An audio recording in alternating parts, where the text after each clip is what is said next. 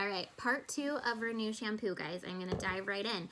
The next ingredient is going to be cinnamidopropyl triammonium, okay? Chloride. Yeah, okay. If you're reading along on the back, you'll see which one I'm talking about.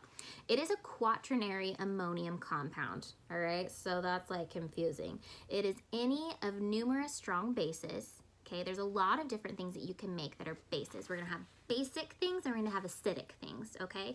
And we need both to balance out the pH because we want a happy pH in the middle. We don't want something that's too alkaline or basic, and we don't want anything that's too acidic because they both are harmful at either end of the spectrum. So we're gonna add both to keep it at a happy medium, okay?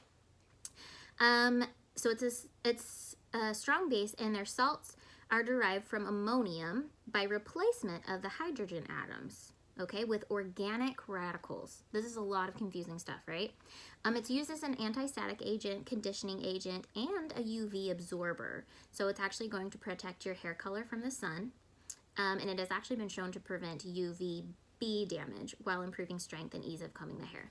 So we can get a plant-derived chloride out of this, okay? You can get a plant derived. It's a strong base, it's a salt derived, okay? But we can actually make a synthetic form of this, okay? Just by taking down and looking at our little molecular structures that look like little zigzags or little hexagons, and they're all linked together with O's and C's and N's and H's and S's. And we are going to replicate that. So that's why these names are so crazy, and like it gives the scientist the perfect formulation of saying, I know exactly how to make that. Okay, so let's start with this carbon atom and this carbon atom, and they start creating this macromolecule that's gonna go in here and work its magic, okay?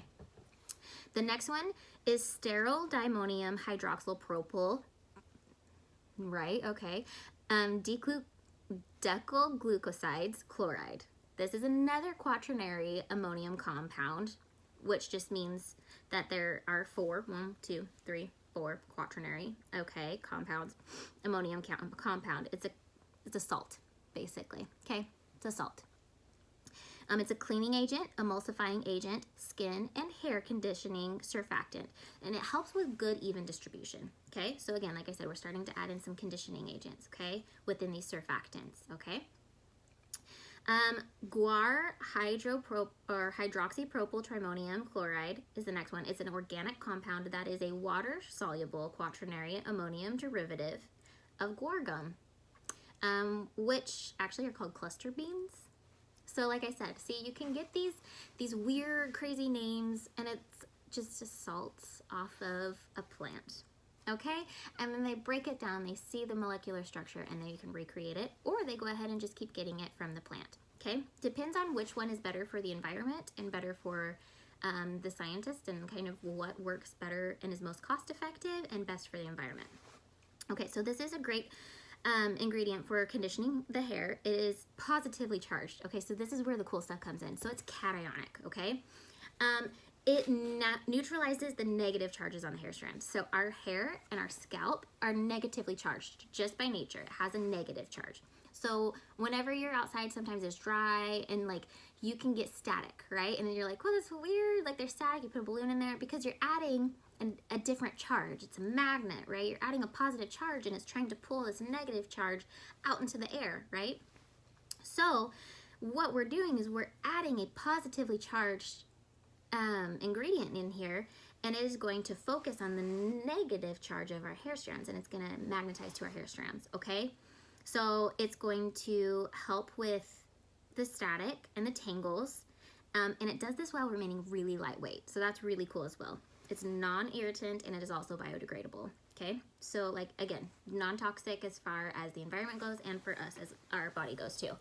The next one is Piscium sativum pea extract, okay? So this one, okay, I will show you. This is the printout of all of the things on the back, okay? I start here with this little blue and this down here, right? Okay, this is gonna be our procataline. I did a video on procataline, so go watch it and you can see exactly what procataline is and what it does and why it's good for us, okay? So that is what is going. It's going to be the antioxidants. It's really going to help reduce the production of DHT, which that's the hormone that makes your hair fall out. Okay, it's going to encourage healthy hair and scalp. The next one is acetyl tetrapeptide 3, and then there's trifolium pratense flower extract. Okay, and then dextran. Okay, so if you can see the orange ones that I highlighted, boom, boom, boom. These two are down here just because they're at a lower concentration. But these three together, it's our Capixyl. Okay, so again, procataline and Capixyl are in here. And then the next ingredients, you'll go through and you see all these yellow ones I've highlighted. It's our Rejuvenique oil. Okay, so it's not so scary. When you see all of these names, you see these two blue ones here, that's gonna be procataline. The orange ones are gonna be Capixyl.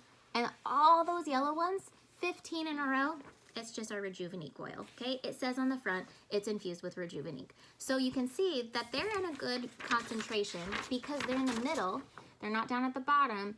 You can see that they're at a good concentration to really hydrate and nourish your hair, okay? So we're stripping down all of the oil in the dirt, we're adding in all of the oils now, okay?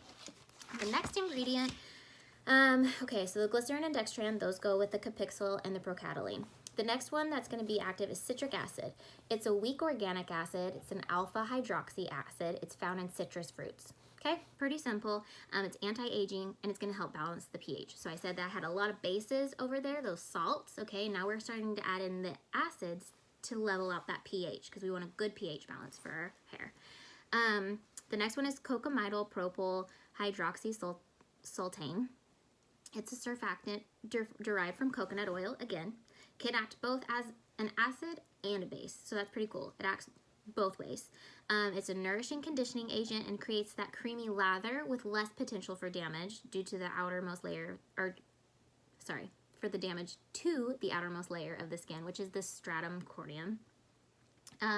It's a foam booster, anti-static, and a thickener. Okay, so that's why it's in there. The next one is propane diol. I've talked about this before. A glycol that can enhance the absorption of ingredients. It's derived from corn sugar. It's like the fermentation of the sugar that comes off the corn. Pretty simple there.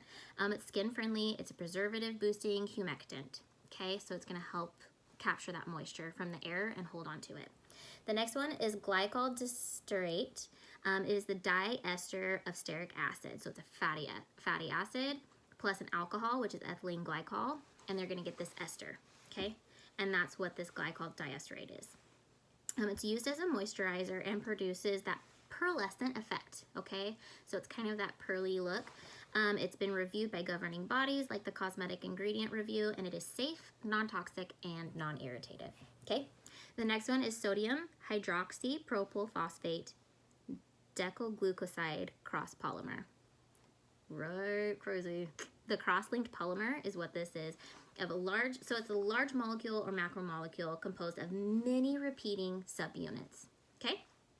It's formed by the reaction of decoglucoside. When we see that glucose, we know it's some sort of sugar that's involved. Okay, I'm not gonna get super deep because it'll just be over all of our heads. Okay, and so I mean, if you want, it's the reaction of decoglucoside with this is gonna be the roadmap for the scientists. It's 1,3-dichloro-2-propanol. Right? So whenever we see that, we're like way over our head. We just know that it is a whole bunch of repeating units. This just tells the scientists how to make this, and it's really good cleansing, emulsifying, foam boosting surfactant. It's been cleared by the US, the EU, and Canada. So I wanted to make sure that I saw, okay, has this been cleared? It's a crazy name. That's what we're really curious about. Is this good for us, and is this safe for us, right? Okay, the next one is going to be lauramide. MIPA, it's a mixture of an isopropylamides of lauric acid, okay? So again, another roadmap of how to make this, okay? How to make this ingredient, but why are we adding it? It's an anti-static foam boosting surfactant, and it helps the viscosity control. So it helps make sure that there's no clumps. It helps that it is gonna spread evenly. It's really good for that, okay? Again, all good. Sodium hydroxypropyl phosphate lauryl glucoside cross polymer. Okay, another, that's all one name, right? So it's processed from sugar or corn. Again, remember whenever I said that glucose, when you hear glucose in there, you know it's involving sugar. It's a process that's including sugar. It goes through 2 different processes to get to this product. And so there's two different reactions that it's gonna deal with, a phosphate and a glucoside. And like I said, it's a cross-linked polymer. So it's gonna be two long repeating things that kind of cross-link, right? Roadmap. It's used for cleansing, emulsifying, foam boosting, surfactant. It's hydrotrope, which means it increases the solubility of substances that are not usually soluble in H2O. So it helps everything just mix well with water, okay? The next one is cocomethyl betine. Okay, so this is a mixture of closely related organic compounds derived again from coconut oil, and dimethylaminopropilamine. So it's a long fatty acid, okay, amide that has a long hydrocarbon chain at one end and polar at the other end, okay? So when you hear polar, it's got a charge, okay? So it's used as a foam booster, emulsifying agent, and thickener, but it's used to reduce irritation that ionic surfactants could cause, okay? It's also anti-static agent because it's going to, that polar end is going to go to that negative end on our hair and on our scalp. And it's going to have this chain off here that's going to react with everything else. It's going to be like, hey guys, you can come hook onto me. We can like hook onto the hair and we're going to make everything all nice and good. The next one is butylene glycol. It's a type of alcohol made from distilled corn, okay? It adds moisture and conditions the skin and the hair. It also helps the viscosity, so we don't want it to clump, okay? The next one is amodimethicone. It's a water-soluble silicone emulsion, okay? So water-soluble silicone emulsion. Great for hair care, adds silky feel, and protects the hair shaft. So it is a linear silicone, okay? It is easily broken down by water, all right? It has a positive charge, making it clean to the negatively charged hair. But it is biodegradable, okay? And it's easy to wash away because the H2O breaks it up. So it's not gonna build up like those cyclic silicones because they're a circle and they're happy and they don't wanna be broken apart, okay? But when you're a line, it's easy to come through and just go boom, break them right open, okay? And you can just, like water wants to go in there and like break it all apart. But when it's a happy little circle, they're like, get out of my bubble, you ain't coming in, okay? So think of it like that. Linear silicones are not bad, all right? So we need to remember that. That's why I wanted to go over those things before. The next one is trideceth 12, number 12, okay? So it is a polyethylene glycol. So again, it's a PEG, all right? Totally different than the negative PEGs, okay? It's an ether of the PEGs also, okay? So it's an ether of tridosyl alcohol. So when we have an alcohol and an acid and we mix it together, we get an ether, okay? It has 12 units of the ethylene oxide, that's the number, okay? So 12 units of that. It's derived from vegetable oil, so that's another reason, okay? Certain PEGs are derived synthetically, some are derived from propane, and then some of them are derived from vegetable sources, okay? So this is another one where it's like, okay, just because we see PEG or we see PEG doesn't mean it's bad, okay? This one's from vegetable oil, this one is an ether of it, and it's gonna be safe for you, okay? It's a surfactant, and it's known to prevent the buildup of silicones, okay? So we just added a linear silicone, a good silicone, and then we're gonna add an ingredient that's even gonna help it break down even more when it's time to wash away. And it's gonna help prevent product buildup from any other products you might use.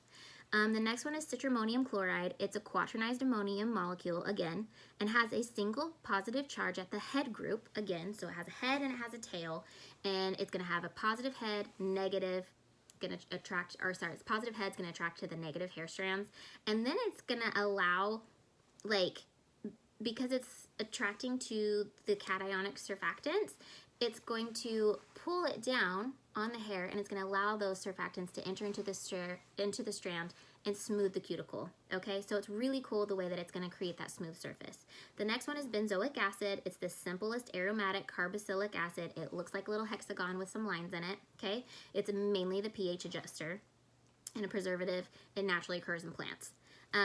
Caprylyl